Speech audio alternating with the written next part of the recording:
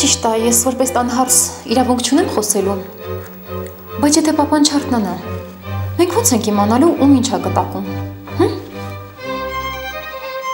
Ինչի դուք հույս ունեք, որ հեսա զարթնելու է ու ասի ում ինչ է թողելու,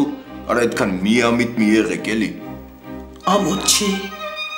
էդ ինչ ձև ես խոսում մեռնող հորդ մասին, են էլ երեխուդ մոտ։ Ինչի այդ երեխեն չգիտի, որ իր պապը քծիբ է։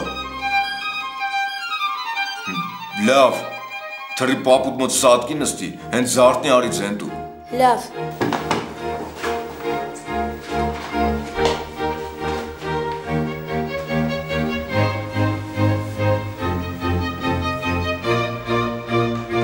Մամ ջան, հմի ինձ ամոթ թե իրան, իրա 35 տարվա տղեն եմ, բայց այս 35 տարվա մեջ ձերը չգնաց, որ հանի մի 35 մանետ փող տա ու ասի արտաղա ջան, այս անգամ է դու ընկերուհուդ հրավիրի կինո։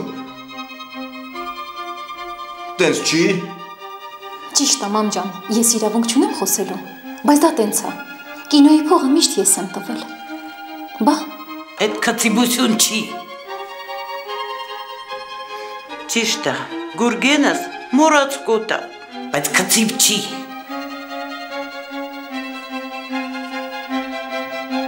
Էդ էլ քծիբություն չի, որ կնիկս հոգնած գործից գալիս էր տուն, դրան զանգը տալիս էր, մարդը թռնում էր դեմքին, ասում էր դրան զանգը միտու, շոչիկը ֆռում է, ասա։ Մամ ջան, ճիշտ է, ես իրավունք չունեմ խոսելու, չնայած ոնց որ արդեն ձեռք եմ բերում այդ իրավունքը, բայց այս անգամ էլ է մարդս իրավացի։ Բա որ տրանսպորտի գինը դարձեցին 150 դրամ, այդ պապան չէ, որ ասում էր հանգարց ավտոբուսին 150 դրամ չտակ, 100 դրամ կտակ, ասա։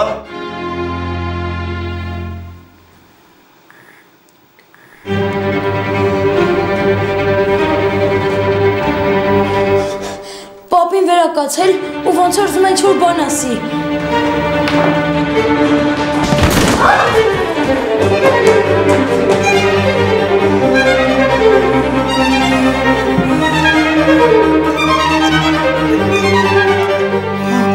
Ոնց որ Գուրգենս ուզում ասի, ում ինչա կտակում։ Իմ կնիկը, իմ կյանքի հավատարիմ ունգերը, ստեղ է։ Ստեղ եմ Գուրգեն ջան։ Իմ միակ ժառանգը, իմ տղեն,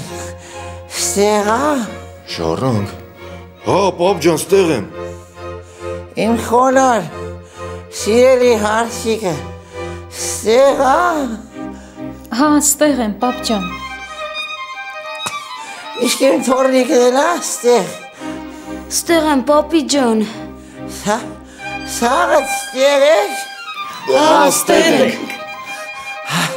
Հաստատ սաղը ստեղ եք։